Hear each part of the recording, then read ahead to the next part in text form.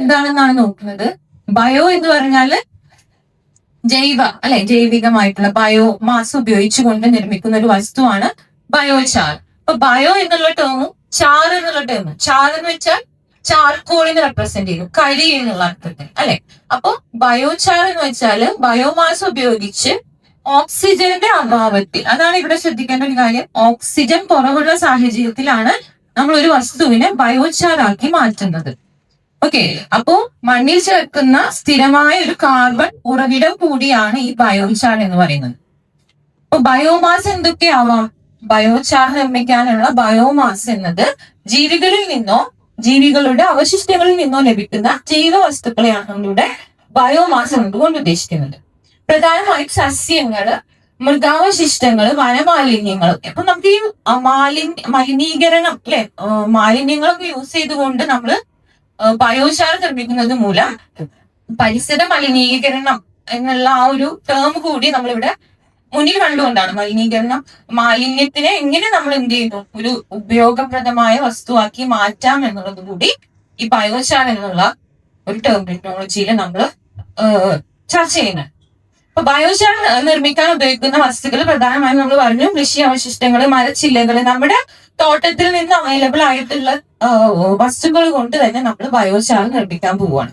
അപ്പൊ എങ്ങനെയാണ് ഈ ബയോചാർ നിർമ്മിക്കുന്നത്, അതിന് വേണ്ട കണ്ടീഷൻസ് എന്തൊക്കെയാണ്, അതിന്റെ കൂടെ നമുക്ക് എന്തൊക്കെ ബൈ പ്രോഡക്ട്സ് കൂടി കിട്ടും എന്നുള്ളത് കൂടി നമ്മളിപ്പോ നോക്കാൻ പോകുന്നുണ്ട്. അപ്പൊ ബയോചാർ നിർമ്മാണ പ്രക്രിയ നമ്മൾ അതിന് പറയുന്ന പേരാണ് പൈറോളിസിസ് എന്ന്. പൈറോളിസിസ് പ്രക്രിയയാണ് നമ്മൾ ഈ ബയോചാർ നിർമ്മിക്കാൻ വേണ്ടി ഉപയോഗിക്കുന്ന ആ ഒരു പ്രോസസ്സ്. അതിനകത്താണ് നമ്മൾ 300 മുതൽ 800 ഡിഗ്രി സെൽഷ്യസ് വരെ ചൂടാക്കുന്നത്. 300 മുതൽ 800 ഡിഗ്രി സെൽഷ്യസ് വരെ ചൂട് കൊടുത്തിട്ട് ഓക്സിജന്റെ അഭാവത്തിൽ നമ്മൾ ഒരു വസ്തുവിനെ കരിയാക്കി മാറ്റുന്നു. ഇതാണ് ബയോചാർ എന്നുള്ള ടേം കൊണ്ട് ഉദ്ദേശിക്കുന്നത്. അപ്പൊ ഈ പൈറോളിസിസ് എങ്ങനെയൊക്കെ നടത്താം? ഗ്രീക്ക് ഭാഷയിൽ പൈറോ എന്നാൽ തീ എന്നും ലൈസിസ് എന്നാൽ വേർതിരിക്കലും എന്നാണ് അർത്ഥം. അപ്പൊ നമ്മൾ പേര് പോലെ തന്നെ തീയുടെ ഒരു സാന്നിധ്യത്തില് ഓക്സിജന്റെ അഭാവത്തിൽ, അപ്പൊ നമുക്ക് കത്തില്ല അല്ലെ, കത്തണമെങ്കിൽ ഓക്സിജൻ വേണം, നമ്മള് കത്തിക്കുന്നില്ല, അവിടെ ജ്വലന നടക്കുന്നില്ല. പകരം എന്ത് ചെയ്യുന്നു, നമ്മൾ 300 മുതൽ 700-800 ഡിഗ്രി വരെ ചൂട് കൊടുത്തിട്ട്, ഹീറ്റ് കൊടുത്തിട്ട് നമ്മൾ ഒരു വസ്തുവിനെ നമ്മള് വിഘടനം സംഭവിക്കുന്ന ആ ഒരു വസ്തു കരിയായി മാറുന്നു. അവിടെ കാർബൺ ഡൈ ഓക്സൈഡ് ഒന്നും ലിബറേറ്റ് ചെയ്യാതെ നമ്മൾ നോക്കുന്നു. സോ അതിന്റെ പ്രവർത്തന രീതി മെയിൻ ആയിട്ട് നമ്മൾ പറയുന്ന 2 കണ്ടീഷൻസ്, ഒന്ന് ഓക്സിജന്റെ അഭാവം എന്നുള്ളതാണ്. വായുവിന്റെയോ ഓക്സിജന്റെയോ സാന്നിധ്യം ഇല്ലാത്തൊരു അന്തരീക്ഷത്തിലാണ് നമ്മൾ ഈ ഒരു പ്രവർത്തനം നടത്തുന്നത്. അതുകൊണ്ട് തന്നെ ചലനം നടക്കുന്നില്ല. താപനില സാധാരണമായി 300 മുതൽ 800 വരെ ഉണ്ടായിരിക്കാൻ നമ്മൾ ശ്രദ്ധിക്കണം. ദെൻ പൈറോളിസിന്റെ ഉൽപ്പന്നങ്ങൾ. പൈറോളിസിസ് നടത്തുന്നത് വഴി നമുക്ക് ബയോചാർ മാത്രമല്ല കിട്ടുന്നത്, കൂടാതെ ബയോ ഓയിൽ, അതൊരു ദ്രാവക രൂപത്തിലുള്ള ബയോ ഓയിൽ, വാതക രൂപത്തിലുള്ള സിൻഗ്യാസ് കൂടി നമുക്ക് ഇതിന്റെ ബൈ പ്രൊഡക്റ്റ് ആയിട്ട് കിട്ടുന്നുണ്ട്. ഈ 3 കാര്യങ്ങളാണ് നമുക്ക് ബയോചാർ. അപ്പൊ നമുക്ക് ഈ പൈറോളിസിസ് എന്നുള്ള പ്രോസസ്സ് വ്യത്യസ്ത രീതികളിൽ നടത്തിക്കൊണ്ട് അതിന്റെ ടെമ്പറേച്ചറൊക്കെ വ്യത്യസ്ത രീതിയിൽ സെറ്റ് ചെയ്തുകൊണ്ട് നമുക്ക് വേണമെങ്കിൽ ഈ ഒരു ബയോചാർ കൂടുതൽ കിട്ടുന്ന പ്രവർത്തനമുണ്ട്, ബയോ ഓയിൽ കൂടുതൽ കിട്ടുന്ന പ്രവർത്തനമുണ്ട്, അതുപോലെ തന്നെ സിൻഗ്യാസ്, ബയോ ഗ്യാസ് കൂടുതൽ കിട്ടുന്ന രീതിയിൽ നമുക്ക് അതിന്റെ ടെമ്പറേച്ചറും കാര്യങ്ങളും സെറ്റ് ചെയ്ത് എടുക്കാവുന്നതാണ്. ഇനി എന്താണ് ബയോചാറിന്റെ ഗുണങ്ങൾ എന്നുള്ളത്? അപ്പൊ കുറഞ്ഞ സാന്ദ്രതയാണ് മണ്ണിന്റെ ഉപരിതല വിസ്തീർണം, അത് കൂട്ടാനായിട്ട് ബയോചാർ നമുക്ക് ഹെൽപ്പ് ചെയ്യുന്നുണ്ട്. അപ്പോ ബയോചാറിന് കൂടുതൽ വെള്ളം പിടിച്ചു വെക്കാനുള്ള കഴിവുണ്ട്. അതുകൊണ്ട് തന്നെ വരൾച്ചയുള്ള പ്രദേശങ്ങളിൽ നമ്മുടെ ജൈവ വളത്തിന്റെ കൂടെ ഈ ബയോചാർ കൂടി ചേർക്കുകയാണെന്നുണ്ടെങ്കിൽ ഭയങ്കരമായിട്ടുള്ള വിളവ് കിട്ടിയിട്ടുണ്ടെന്നുള്ള തെളിവുകൾ നമ്മുടെ കയ്യിലുണ്ട്. നമ്മൾ ഗവേഷണത്തിൽ നടത്തിക്കൊണ്ടിരിക്കുന്നുണ്ട്. അതിന്റെ റിസൾട്ട് നമുക്ക് കിട്ടിയിട്ടുണ്ട്. കാർഷിക സർവകലാശാലയിൽ തന്നെ നമ്മൾ റിസർച്ച് നടത്തിയിട്ടുണ്ട്. ഇനി ഇതിന്റെ പ്രധാന ഗുണങ്ങൾ പറയുന്നത് ഉയർന്ന പോറോസിറ്റി. ബയോചാറിൽ വളരെ ചെറു സുഷിരങ്ങൾ ഉള്ളത് കൊണ്ട് തന്നെ വെള്ളവും പോഷകങ്ങളും പിടിച്ചു വെക്കുന്നുണ്ട്. അത് പിടിച്ചു വെക്കുന്നത് മൂലം ചെടിക്ക് കാലാകാലങ്ങളായിട്ട്, അതായത് സ്ലോ റിലീസ്, നമുക്ക് ആവശ്യമുള്ള ടൈമില് പോഷകങ്ങള് കിട്ടുന്ന രീതിയിൽ ഈ ബയോചാറിനെ പിടിച്ചു വെക്കാനായിട്ട് പറ്റും. വെള്ളവും ഒരുപാട് കാലം പിടിച്ചു വെക്കാനായിട്ട് പറ്റും. പിന്നെ വരുന്നത് വായുസഞ്ചാരം കൂടുതലാണ്. വായുസഞ്ചാരം കൂടുതലുള്ള മണ്ണെന്ന് പറയുമ്പോൾ വായുസഞ്ചാരം കൂടുതലുള്ള റൂട്ടിനെ പെനെട്രേറ്റ് ചെയ്യാൻ വേലികൾക്ക് ഇറങ്ങി പോവാനായിട്ട് ഒരുപാട് പ്ലേസ് നമ്മുടെ ബയോചാർ പ്രൊവൈഡ് ചെയ്യുന്നുണ്ട്. പിന്നെ ബയോചാറിന്റെ രാസഗുണങ്ങളാണ് ഉയർന്ന കാർബൺ ഉള്ളത്. ഇപ്പൊ നമ്മൾ പറഞ്ഞു ബയോചാറിൽ സ്ഥിരമായ കാർബൺ കണ്ടന്റ് കൂടുതലായില്ലേ. ഇത് മണ്ണിൽ കാർബൺ സംഭരണം കൂട്ടുന്നുണ്ട്. പിന്നെ വരുന്നത് pH മൂല്യം. സാധാരണ നമുക്കറിയാം അമ്ല മണ്ണുകളാണ് നമ്മുടെ അസിഡിക് സോയിൽസ് ആണ് നമ്മുടെ കേരളത്തിലെ ഒട്ടുമിക്ക മണ്ണുകൾ. അപ്പൊ ബയോചാറിന്റെ ക്ഷാര സ്വഭാവം കൊണ്ട് നമുക്കറിയാം pH എന്ന് പറയുന്നത് 7 മുതൽ 10 വരെയാണ്. അപ്പൊ ഈ ബയോചാറ് അമ്ല മണ്ണിൽ നമ്മൾ അപ്ലൈ ചെയ്യുമ്പോൾ അതിന്റെ അമ്ല ഗുണം കുറച്ചുകൊണ്ട് അതിന് നമുക്ക് എന്ത് ചെയ്യാം, pH കൂട്ടാനായിട്ട് ഈ ബയോചാറ് ഹെൽപ്പ് ചെയ്യുന്നുണ്ട്. പിന്നെ പോഷക ഘടകങ്ങളുടെ സാന്നിധ്യം. നമുക്കറിയാം നമ്മുടെ മാക്രോ ന്യൂട്രിയൻസ് നമ്മൾ പ്രധാനമായും അപ്ലൈ ചെയ്യുന്നത് NPK, നൈട്രജൻ, പൊട്ടാസ്യം, ഫോസ്ഫറസ് മുതലായ ഘടകങ്ങളാണ്. അപ്പൊ ഇതിന്റെയൊക്കെ സാന്നിധ്യം നമ്മുടെ ബയോചാറിൽ ഉള്ളത് കൊണ്ട് തന്നെ നമ്മൾ അപ്ലൈ ചെയ്യുന്ന ഫെർട്ടിലൈസേഴ്സ് ഒരു പരിധി വരെ കുറച്ചു കൊണ്ടുവരാനായിട്ട് പറ്റും. പിന്നെ രാസസ്ഥിരത. ബയോചാർ വളരെ സ്ഥിരമായ ഘടനയുള്ളതിനാൽ മണ്ണിൽ നമ്മൾ പറഞ്ഞ പോലെ വർഷങ്ങളോളം അത് നിലനിൽക്കുകയും ചെയ്യും. ഇതിന്റെ ഒരു ഡീമെറിറ്റ് എന്ന് പറയുന്നത് ബയോചാർ നമുക്ക് തന്നെ ഉപയോഗിക്കാൻ പറ്റില്ല. തന്നെ ഉപയോഗിച്ചാലും വിളവ് കൂടുന്നുണ്ട്. അതുകൂടാതെ തന്നെ ബയോചാർ ജൈവവളത്തോടൊപ്പം കൂട്ടിച്ചേർത്ത് അല്ലെങ്കിൽ ഒരു സൂക്ഷ്മ ജീവികളുമായി കൂട്ടിച്ചേർത്ത് നമ്മൾ ഉപയോഗിക്കുമ്പോഴാണ് അതിന്റെ റിസൾട്ട് കൂടുതലായിട്ട് കിട്ടിയിട്ടുള്ളത്.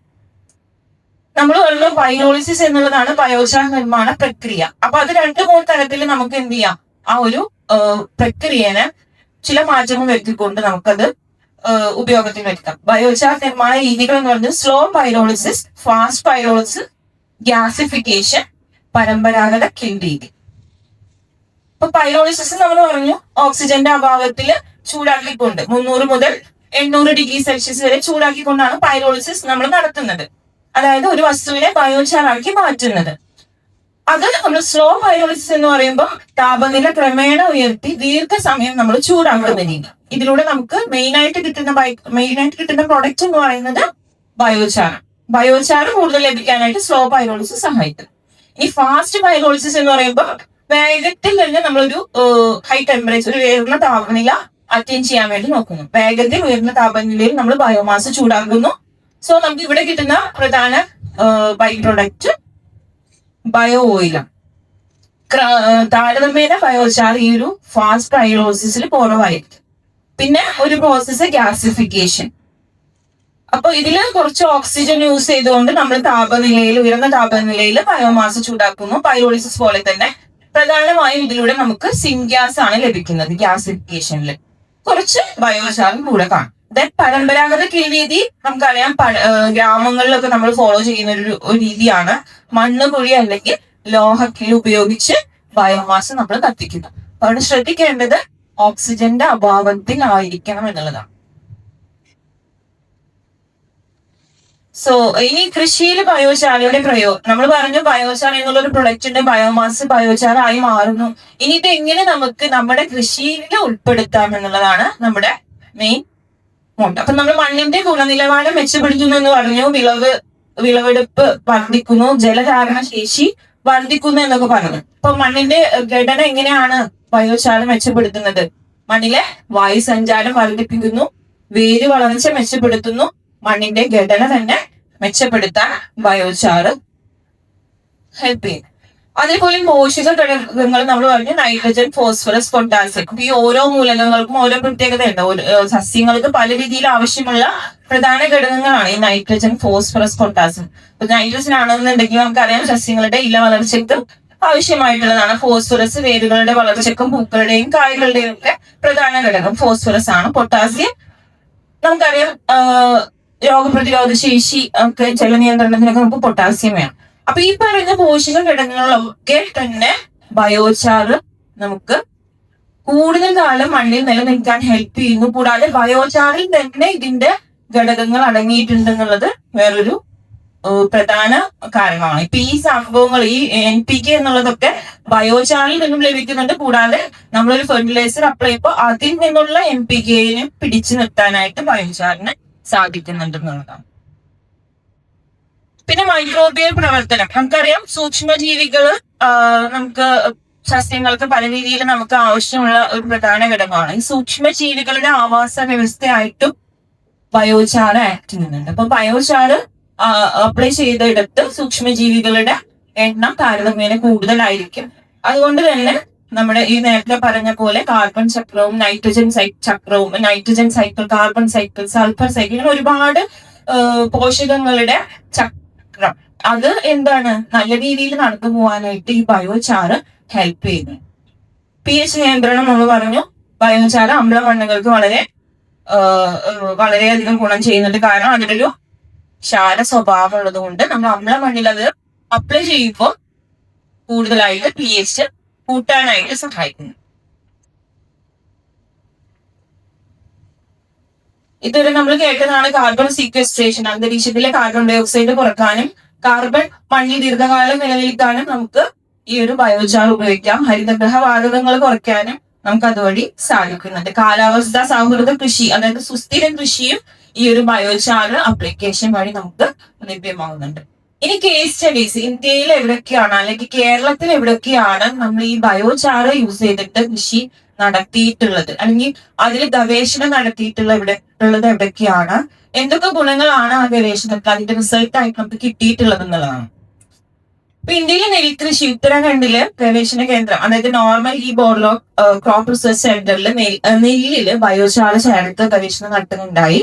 അപ്പം അത് നമുക്ക് കിട്ടിയ റിസൾട്ട് എന്ന് പറയുന്നത് നെല്ലിന്റെ വളർച്ച വർദ്ധിച്ചു, നൈട്രജൻ ഉപയോഗ കാര്യക്ഷമത, നമ്മൾ നേരത്തെ പറഞ്ഞ NPK-യിലെ നൈട്രജൻ എന്ത് ചെയ്തു, അത് ഉപയോഗ കാര്യക്ഷമത വർദ്ധിച്ചു. അതായത് അതിന്റെ സ്ലോ റിലീസ്, അത് കാലങ്ങളായി പിടിച്ചു വെക്കാനുള്ള കഴിവ്, അത് നമ്മൾ അതുവഴി അടങ്ങിയ ഫെർട്ടിലൈസേഴ്സ് അപ്ലൈ ചെയ്യുമ്പോൾ അത് കുറവ് മതി. ആ രീതിയിൽ അതിന്റെ കാര്യക്ഷമത കൂടുതൽ വർദ്ധിച്ചു, വിളവെടുപ്പ് മെച്ചപ്പെട്ടു. അതാണ് നെല്ലിൽ കണ്ടത്.